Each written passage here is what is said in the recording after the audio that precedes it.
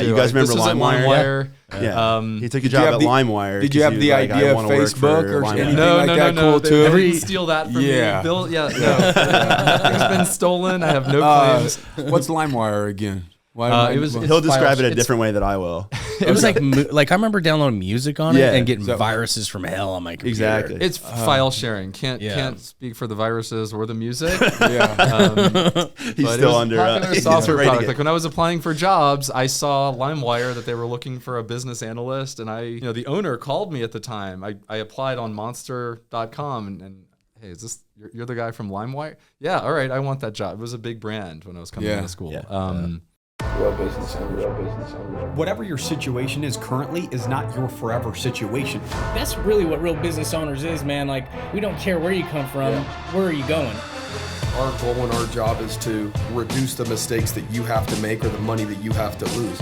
You want to be an entrepreneur, you want to be successful, don't give up. You learn, adjust, and continue to move forward. Welcome back to Real Business Owners Podcast with myself, Trevor Cowley. As always, Kale Goodman. What's up?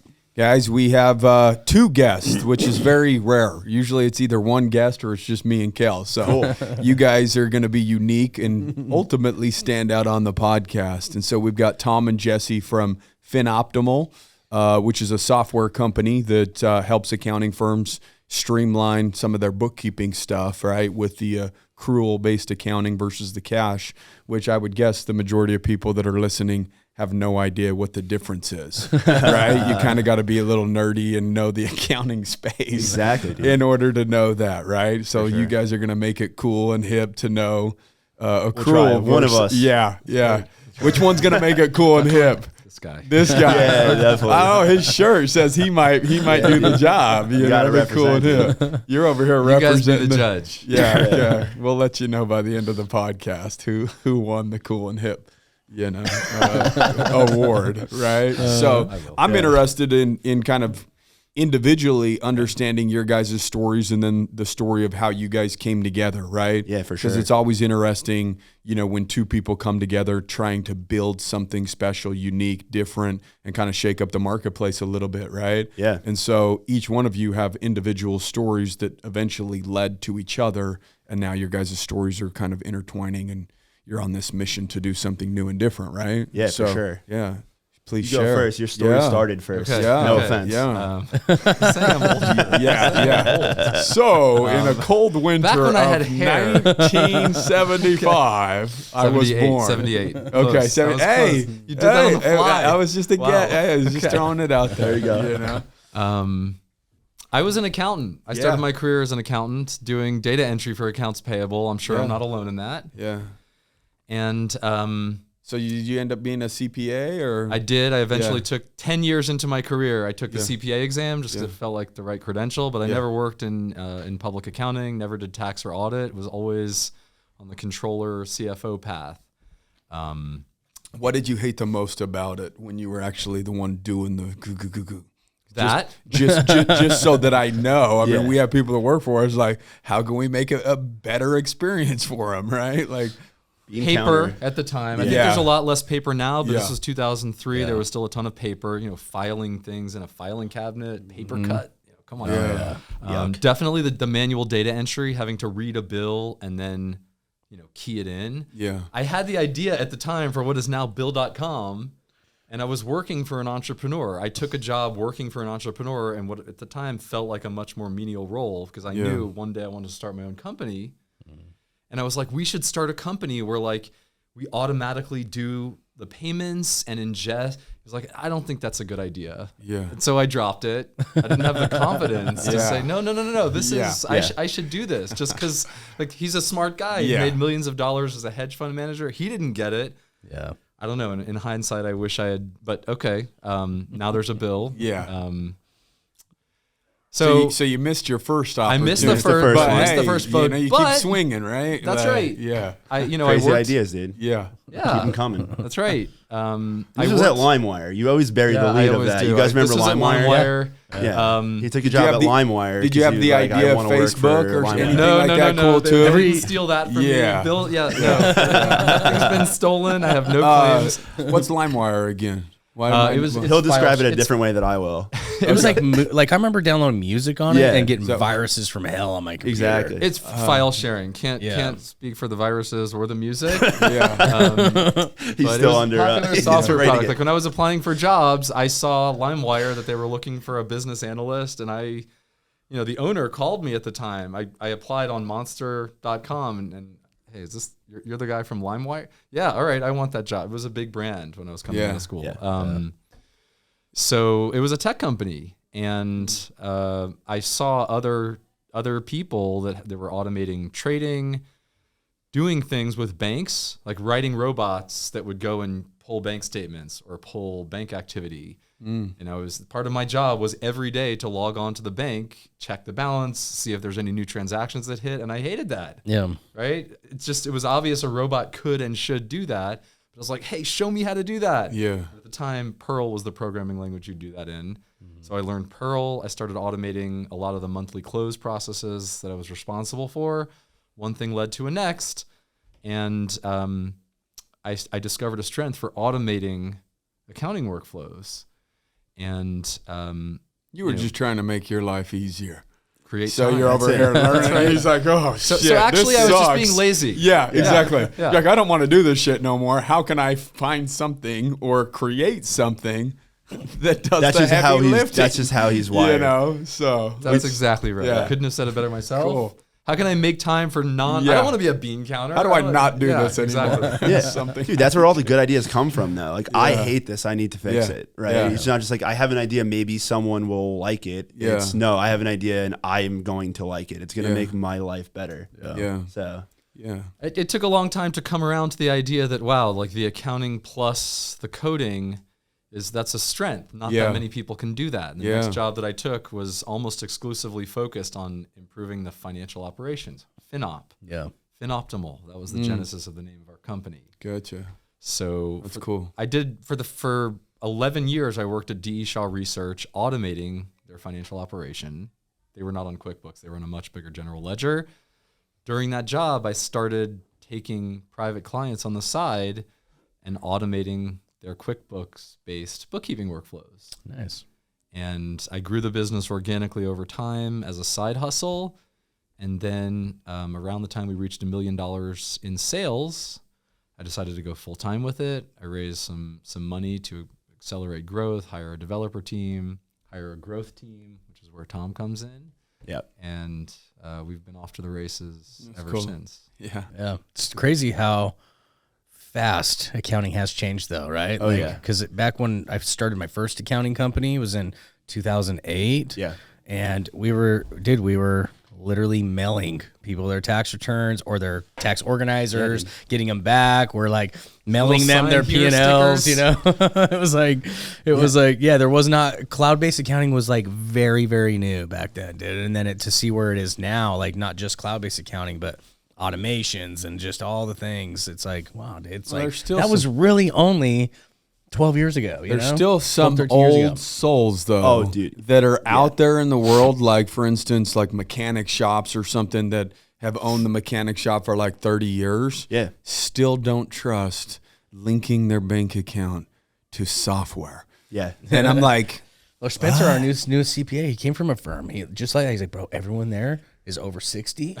He's like, the main guy's like 84. And he's still in there doing his paper tax returns and stuff, dude. Well, no, we were working with somebody here locally or whatever, and she does the QuickBooks or whatever desktop. Yeah. And we're like, hey, you could do this, link it up to your bank account. She's like, no, I don't trust that. What if it gets hacked and this? And I'm like, well, then that would mean your bank account's getting hacked. Like, she doesn't even have online banking for her to view it, because she doesn't want a username and password. Amen. And so there's still a couple old souls in the world, but if your bank does get hacked, you're not going to find out till month end. When you that's true too. Yeah, exactly. Yeah. So that was just a unique, weird situation. But you're talking about 2008. There's still some people living in freaking 1998, bro. Yeah. In the way that they do things, right? Like, some people just straight up fear change. Yeah. Right. Like, that's just a fact. And either you embrace it and you move forward at lightning speed, or you hold yourself back by just kind of doing what you've always done, right? We've had conversations with people even recently at this conference we were at where they're like, yeah, but I just kind of I still want to do it a little bit more manually. Like, I don't know if I trust it. And I'm like, okay. Yeah. You'll have FOMO later. That's fine. Like, you can keep, wasting time's the only thing we can't get more of. If you want to spend it doing stuff slowly, like that a computer can more, do. More power to you. Yeah. I'd rather not. What's do your that. story, bro? How did you get to the point to where I met Jesse? Yeah. Has got this lifeline. Yeah. I mean, man, when I went to college, it was like coming out of the recession, and the school that I went to, Binghamton University in upstate New York, like really good job placement for accounting. I didn't want to be an accountant, but my mom was like, if you graduate, you better get a job. So you're an accountant too? Yeah. Okay. Well, not really. He's a CPA. He's like, make no mistake. Yeah, but I know how to do it. Yeah. I'm a CPA, but I have to Google everything. Yeah. So, thank God for Google. Now you can chat sure. GPT. He was really good at just whatever. getting through school, right? we had this conversation last night. I don't know how happy he was Yeah. with me admitting that I Yeah. never went to class and just Yeah. passed every test. But Yeah. But yeah, so Some people have a knack for that shit, dude. Even if I went to the class and studied, I couldn't pass it. So I mean, we're uniquely different, for sure. Yeah. But yeah, so I studied accounting, and then like towards the end of college, I was like, all right, I guess I'm gonna get this job. And like I worked at a company called Protivity, which was like a mid-sized consulting firm doing like audit stuff. And they had a hackathon, and they were like, hey, we kind of want to bring automation to the company. If you automate this, you can win a prize. So I'd always been interested in like tech. I mean, when I was young, I was downloading music on LimeWire. I was 7 years old. Little did you know. Ripping songs off of, Smash Mouth by All Star from the Shrek soundtrack. I was like, I'm going to get this song. MySpace, like custom layout. So I always had like familiarity with coding in a way, but never actually pursued it. So I taught myself this program called UiPath and like placed first for that, angle of the competition. And I was like, all right, I have something here. And it's so much more fun than like doing accounting. Yeah. Making it faster and making it cooler. It was sexier, right? Like it was escape from accounting for me. Yeah. So I got really into that. But still, there was always like this barrier and red tape in like corporate America of like, well, your job is this and you can only go this much outside of your zone. Like we hired you for this. Automation's great, but you need to make sure all of this is done and then do the automation later. And I was always kind of pushing up against this ceiling of I really want to do more of this. Well, they're like, whoa, yeah, but you're great at this, and we're paying you to do this. Yeah. So I was in that struggle for a while, and my college roommate actually took a job with Jesse probably 2 years ago. He invited me to lunch and was like, would you ever take a sales job? I was like, I don't know, maybe. And he showed me FinOptimal, showed me what they could do. And 3 weeks later, I had a job. So it was a very unexpected kind of turn of events. But what turned me on was like, hey, we are bringing automation to small businesses and to accounting firms, and there's no rules. Like, there's no red tape. You were like, hey, go for it, right? Don't be afraid to fail. Like, let it rip. And that was all I needed to hear. And I was like, all right, I'm in. Who paid for the lunch? We actually split at the time. So I've been talking about I need to expense that $13 Jesse, I thought for Kava. you would buy the lunch. No, just it wasn't to get Jesse. It was my college roommate was working for Jesse, and he kind of snagged me over. Oh, so it was your roommate that you went to lunch with. You didn't go. Yeah. Oh, I thought My your roommate roommate from set you up college. with lunch. No. With And I talked to Jesse. Jesse. Yeah. But and I looked him up, and he was the LimeWire guy, and I was like, all right. Oh, I know LimeWire. I was like, I remember LimeWire. I'm in on this. So But, little did you know, LimeWire got you. Yeah, Your boy it got Tom. me a Yeah. lot. Honestly, I owe a lot of so- my career to LimeWire. Yeah, just throw out the name LimeWire. Yeah. But I had no idea what I was doing when I got here. Like, Yeah. I've never done sales before. Yeah. Right? I was like, I can do marketing. I can speak about accounting. I had done walkthroughs, which is basically like you go to a business and you go, tell me everything about your business. And you're walking through with all the leaders. So I could talk the talk and like learn, what a business was doing pretty quickly. Mm-hmm. But then flipping that knowledge to, okay, well, how do you convince someone to work with you? That was something that took time, dude. Sales is hard. Sales is definitely hard. And, but yeah, it's been a good year and a half, and now we're getting some real traction with this stuff. So it's awesome. That's cool. It's awesome. It's interesting that having a CPA sell accounting software to other CPAs lends a lot of credibility. Yeah. Right? Even though, for sure, if I may say so, you might have been a little rough around the edges at the beginning on the sales and growth. Yeah. You brought a lot of interesting ideas, and when you got in front of other accountants, you could understand the problems. You could solve the problem more than just offer a solution. Well, he already knew what the problem was before they even spoke about the problem. And I can speak their language. They know they're not being sold at. Like I hear them, and that's at the end of the day, like a consultative sales process is what you want to go through. Like I start anything like I want to figure out, can I help you? And like, do you want my help? Right? I'm not here to convince you to just give me money. And I think having the CPA like really breaks down that barrier right off the bat. They're so used to just like someone with commission breath calling them like, I need you to sign up for my app, even though they don't understand what they're going through.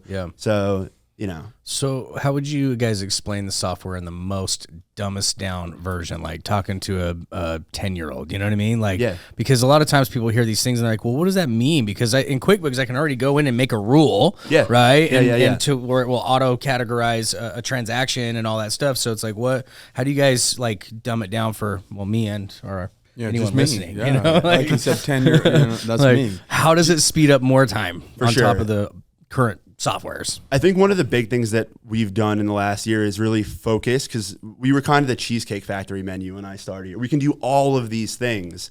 Now it's like, hey, let's break it down and simplify it and segment it. So I'll answer that question about Accruer, which is the main product that we're pushing right now and selling right now. Cash basis accounting, when the cash comes in, you record it, right? Accrual basis accounting, you spread it over time. What's an example, right? I pay for my Salesforce subscription today, right? I need to recognize that expense over the year if it's a year-long subscription. Just because I spent $12,000 today doesn't mean it's a $12,000 expense today, right? So what would an accountant normally do? Have some gigantic spreadsheet, do a bunch of calculations outside of it, have to understand that concept anyway. What we do is you say, hey, just tell QuickBooks in plain English that this expense is for the period of whatever it is, and then we'll do all of the accrual accounting entries automatically for you.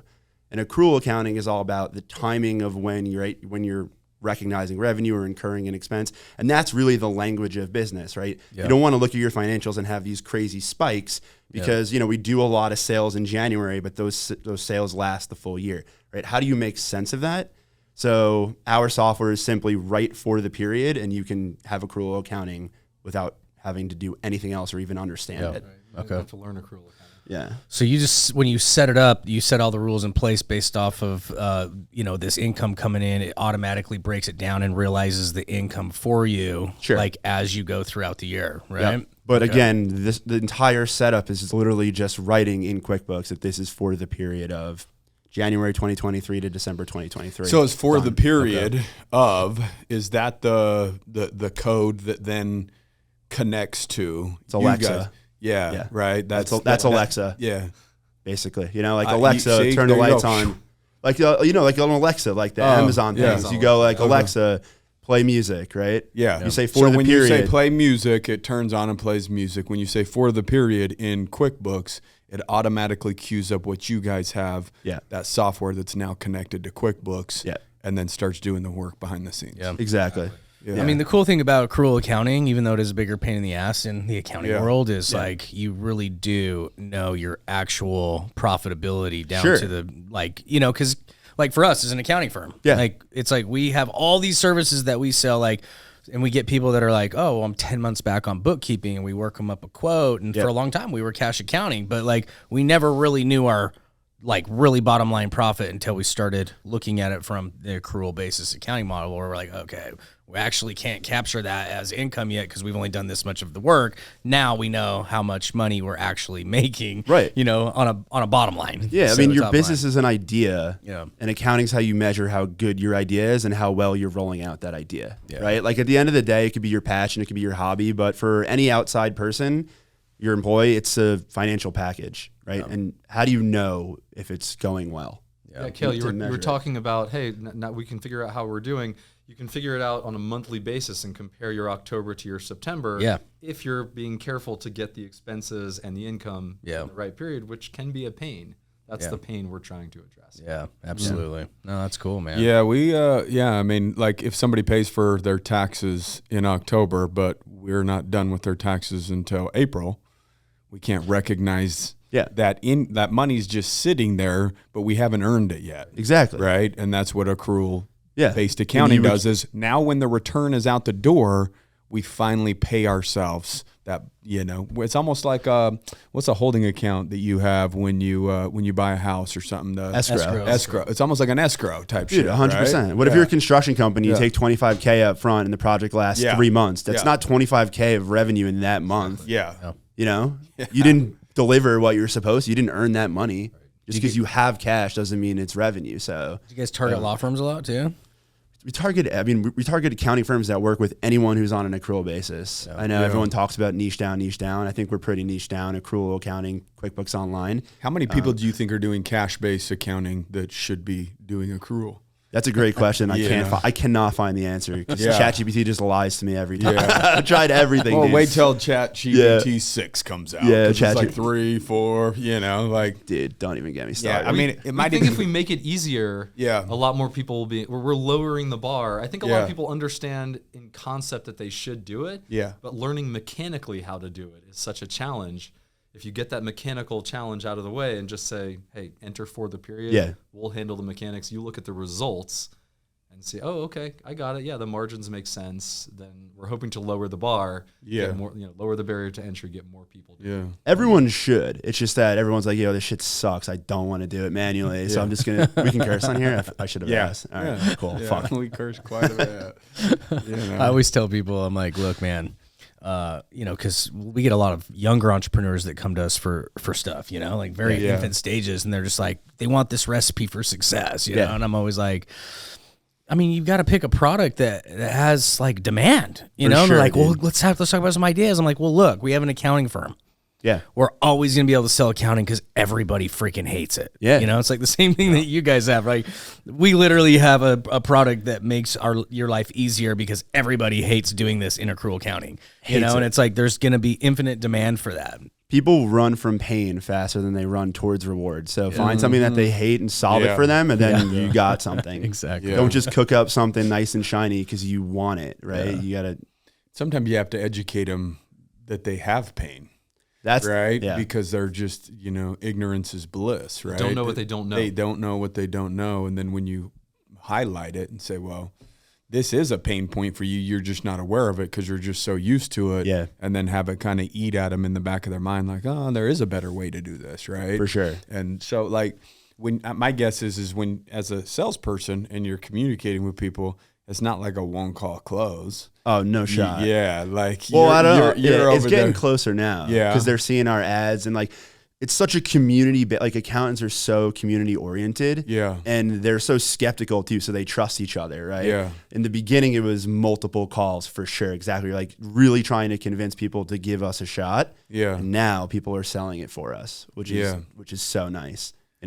Well, I mean, they get stuck in their ways too, like we were talking about earlier. You just, once you introduce one, then they introduce, hey, have you tried this? Have you tried?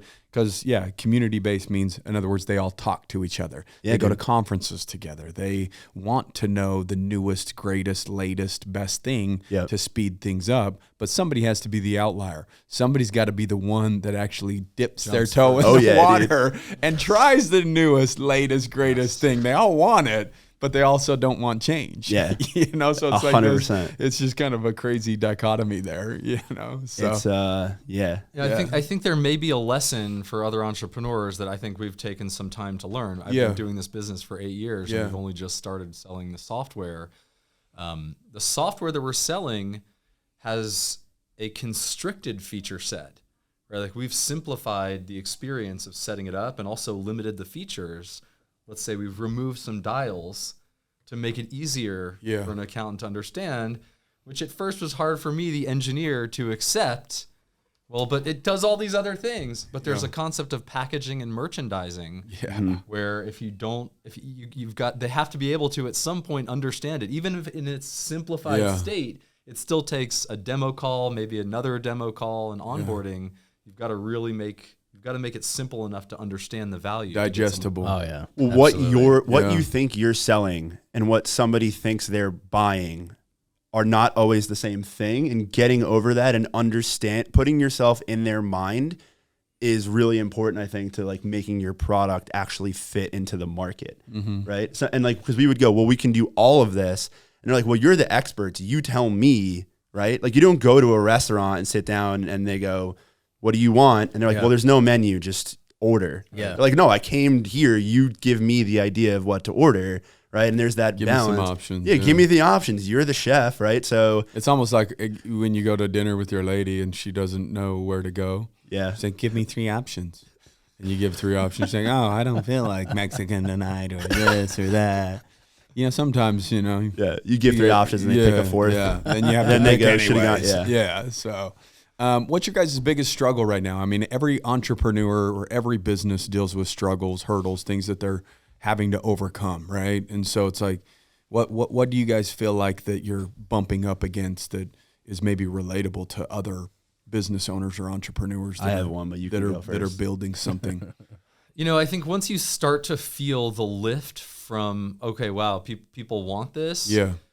That's a great situation to be in, but you always have a bottleneck, right? People start to want your product. Now you have to onboard them. You have to spend time showing them the product and demoing. That can become the bottleneck.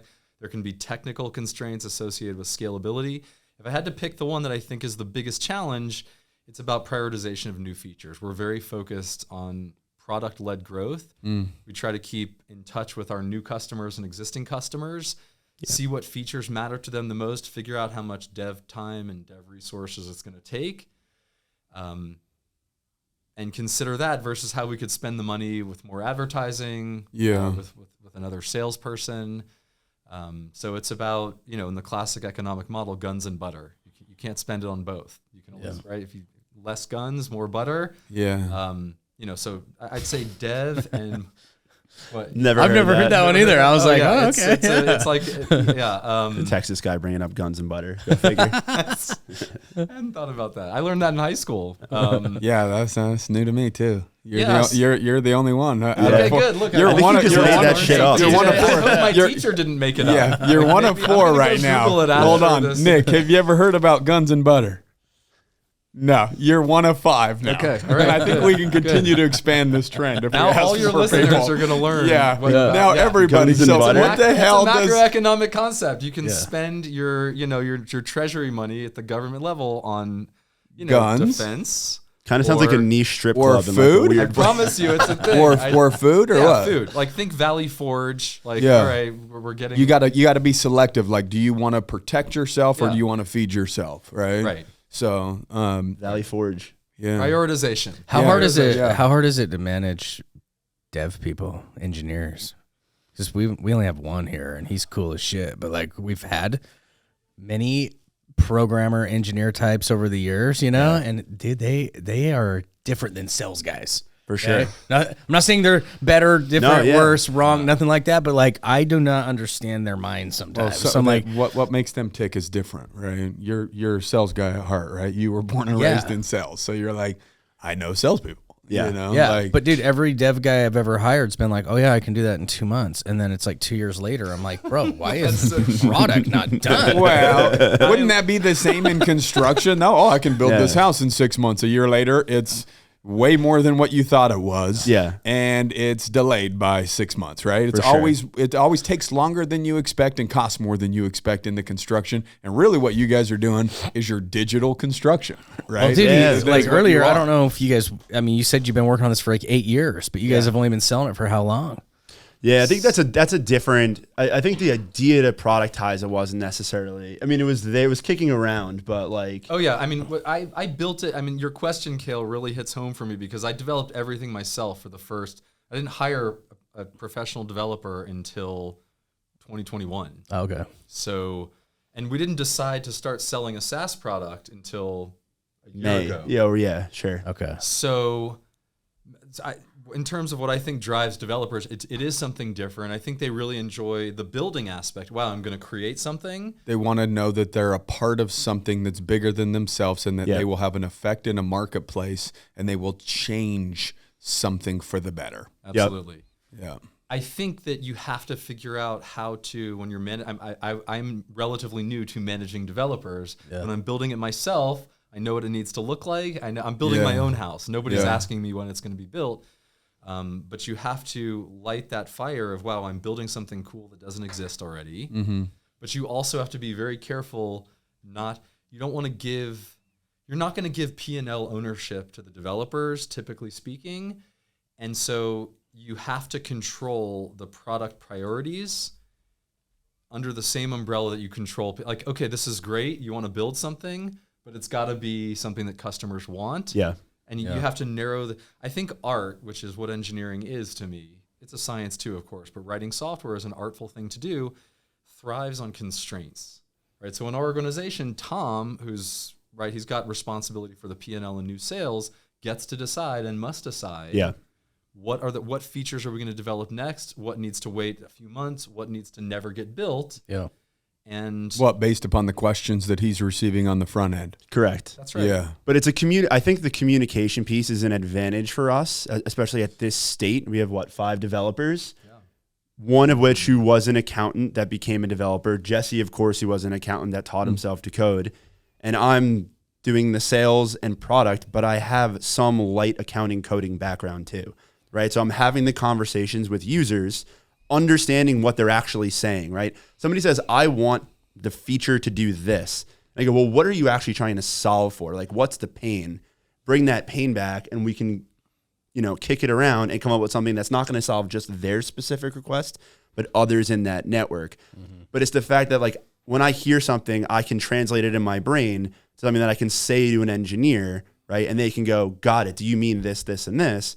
Cool. Like, so it's a really good communication chain, right? And I think where a lot of other tech products fall short is you have an accountant and you have an engineer, and they don't know how to communicate correctly. So the engineer says, give me the list of things, and then the accountant writes them down, and the engineer builds it, right? And you're missing that connection. And we always talk about, like, great things happen at the intersection of 2 disciplines, right? There's not many accountants who code, right? Yeah. And that's why we think the accounting industry has been so stale. Yeah. It's accountants telling somebody else what to do, right? It's like me drawing the plans for my house and asking a construction guy to build it. Yeah. That house is going to look like shit and probably fall down, right? So, I think to your listeners who'd be considering starting a business or growing their business, people, like, trying to find people who, I'm a musician, I'm thinking back to, the idea of when you can play multiple instruments, you can get paid more for your time because you can do more than one thing. Yeah. Anybody in a business, not just coding, but if you can do two separate things, you not only can do those 2 things, but you can live at the intersection of the concepts. You can apply coding concepts to accounting, for example, or, in the contractor example, if you're also an architect, you can apply what you've learned conceptually as an architect to your building. And, we believe that that's a meaningful advantage over the idea of a coder and an accountant talking to each other. There's a great diagram that Chris, our head of engineering, shared with me where there's a picture of, what the product guy envisioned, what the engineers built, and it's a swing in one picture, and it's like a tree house in the next, and then it's like a spaceship in terms of what the customer actually wanted. It's like, something's lost. You need it's like that damn game where you whisper in somebody's ear, dude. Exactly. And on that 100th person or something like that, it's like a completely different story. Yes. It's like, what the hell? Where did it get lost? Like broken telephone, baby. Yeah, telephone. Yeah.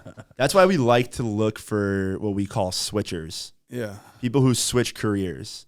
For a few reasons. One, the intersection of 2 disciplines thing, right? But also someone who's willing to take a chance. Like, I'm making this much money and I want to do something else with my life. Mm-hmm. That usually either requires taking a step back in terms of earnings, because you're going to go to a more junior level, or going above and beyond, learning something after hours. There's a sacrifice that needs to be made. And that means that they're vested. Exactly. And then when they get there, they're locked in, right? Those people are awesome, and we were lucky to have a lot of those kinds of people, right? Yeah.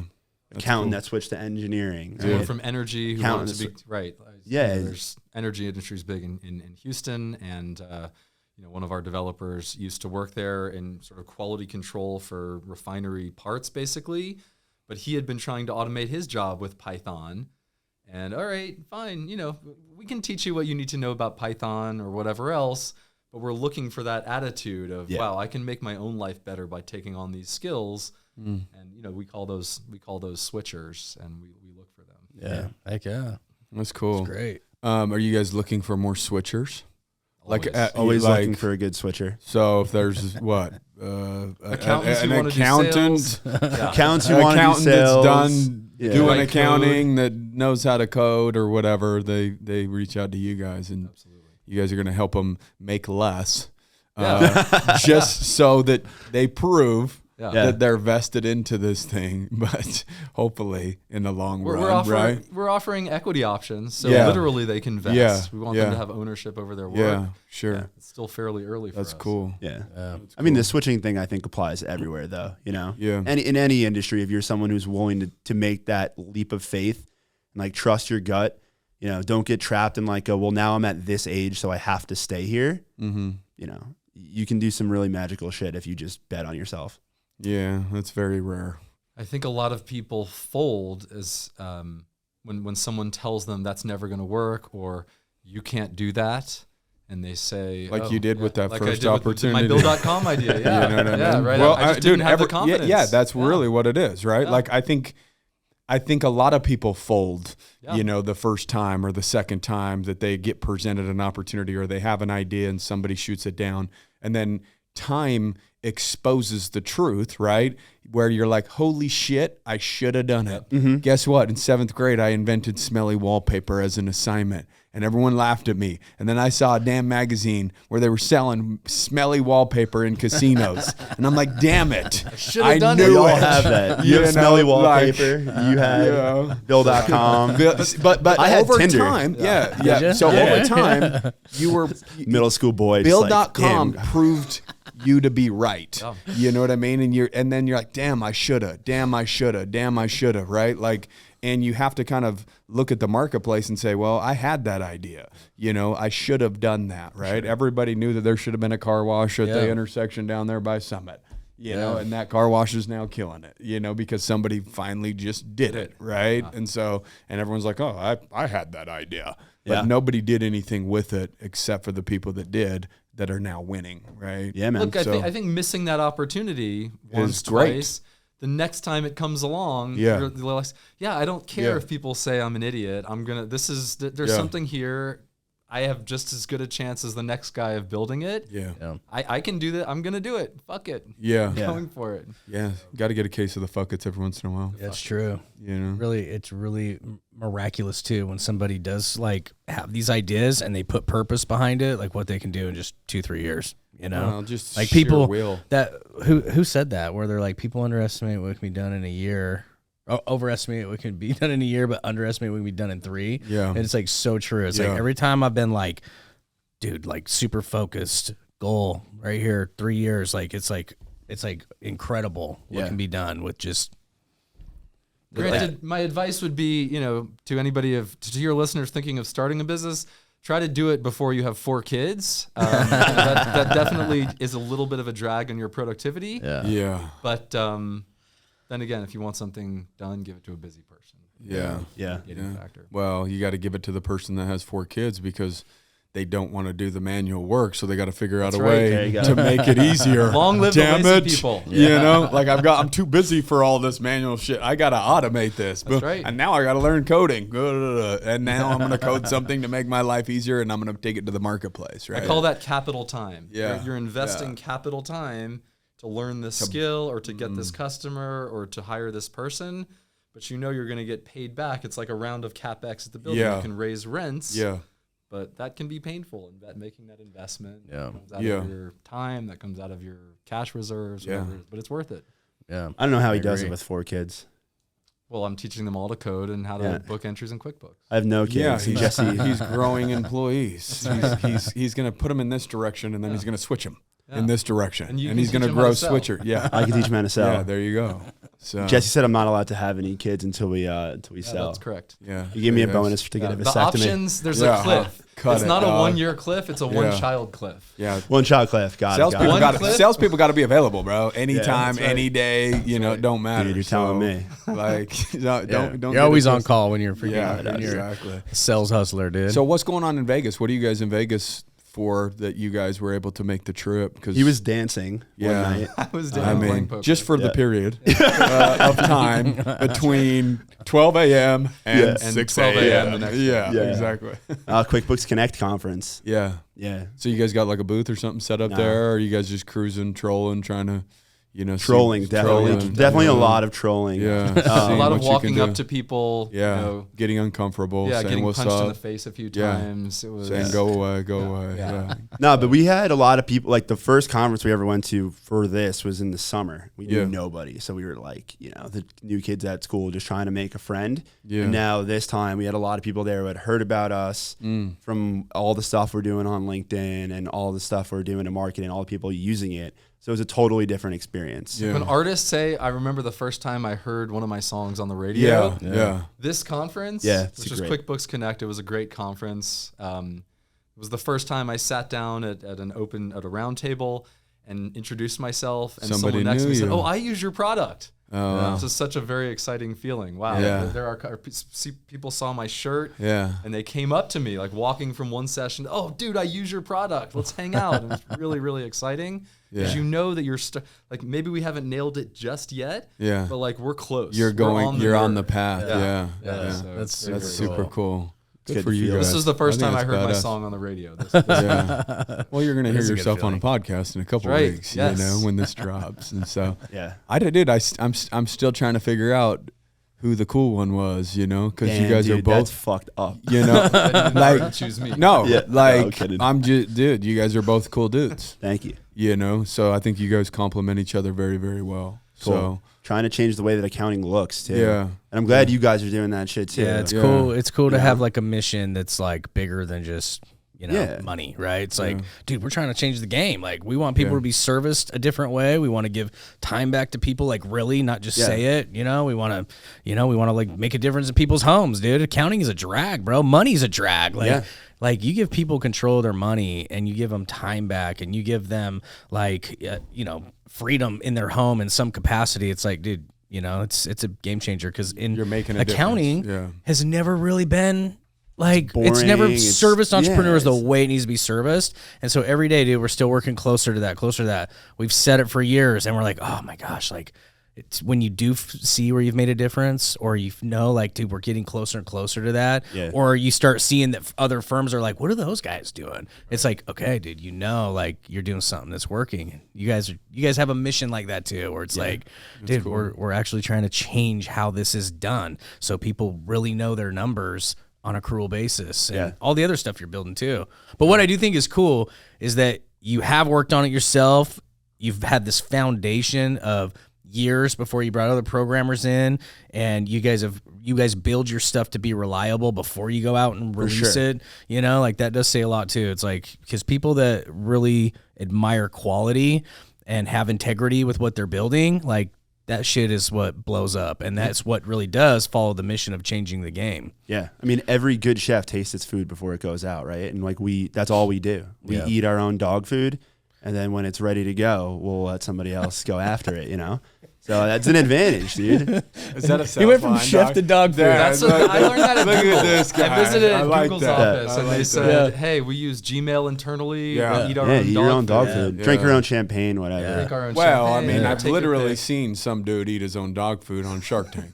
On Shark Tank? Yeah, it was on Shark Tank. I was going to say, what weird on Shark Tank back-end website was that? He was like, dude, this food is actually good for your animals. Like, there's people that love their dogs. They treat them like it's part of their family. Like, and if you wouldn't eat it, why would you feed it to one of your other family members? And, like, ate it on Shark Tank or something like that. And they're like, but he's eating his own dog, literally. Wow. I mean, you just gave me a great idea for an ad. Yeah, we need to do that.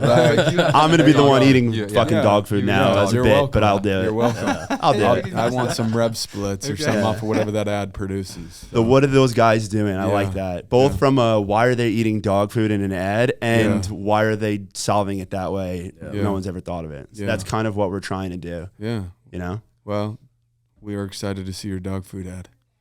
You're welcome. I'll tag you. Yeah. So, now, how do people get a hold of you if they want to reach out to you or connect with you or get a demo or whatever it is? I know that you talked about being heavy on LinkedIn. Is there a website specifically that they should go to fill out a lead form so that somebody reaches out? Yeah, Not dude. somebody, I guess you. Yeah, You're the guy. you'll be talking to me or someone on my team. But I mean, listen, we have a podcast that we just started, Not Another Accounting Podcast. It's a little tongue in cheek because there's like 9 million accounting podcasts, none that even sniff your guy's jockstrap. But it's an honest take on what's going on. Like, we're the only ones that are thinking about these things in a totally new way and being completely honest about what we're seeing and hearing. Like, take all that corporate accounting bullshit, throw it out. That's what we're trying to do with that. So I think put on a colorful T-shirt. Put on a tie-dye T-shirt from a record store. Yeah, exactly. No, so that definitely check us out. Not Another Accounting Podcast. LinkedIn, FinOptimal. And if you're interested in using the Accruer, for any of the accountants out there, accruer.com/baby. You can go there. It's easy enough for babies to use, so you can go to that landing page. Man, you guys got all the cool one-liners. The dog food shit, that, the guns dude. and butter, Dog food, /baby, for the period, or whatever. Like, damn, you guys need to start doing the like Deion Sanders. He's starting to what are they trademarking all this shit. Like, eat your own dog food trademark for the period trademark. We avoid the legal fees by having the dumbest ideas that nobody wants to steal. Yeah, where people are like, where you share it. Somebody's like, dude, that's dumb. That'll never work. Like the old boss, right? Well, look at me now, Mr. Old Boss, right? That's right. So dude. Not that old. Yeah, no, the old the boss. guy who didn't want to do the old boss. He turned out to be a big investor in FinOptimal. That's the there happy you ending go. of that story. Okay, sweet. He didn't do the Bill.com idea when I was working full time, but he did invest in FinOptimal. Yeah, you're like, thanks, dickhead. You cost me tens of millions. At least you can do is give me $1 million. To invest into the new. You just had to learn what you were capable of, dude. Yeah. Took him a minute, and then he's like, "Oh shit, I'm gonna throw money at this guy." For sure. Yeah, how to play to your strengths. No, that's cool. Well, appreciate you guys coming out and Thanks getting for on the having show. It was a fun podcast. Thank you for I having wish you us. guys nothing but success, and I have a feeling that you guys are already on that journey. So keep kicking ass, man. Yeah, we'll look at your guys' software as well. So for our accrual clients, why would we not want to save time for our staff and and our customers? So no doubt. It's cool. Well, we hope you guys enjoyed today's episode. Go check these guys out if they spoke to your soul /baby FinOptimal Accruer.com/baby. Accruer. ACCRUER.com/baby. Yeah, get scheduled with our dude Tom. Yeah. He'll sell your ass because he eats his own shit. Even if you don't want to use it, just go check out the stupid ass page. He spent a lot of time and effort and energy on that page. Just go check it out at least. Give him some damn hits, okay? Anyway, share this episode with somebody that you love and care about if you think it'll bring value. Other than that, guys, keep kicking ass. Take care. We'll see you next week.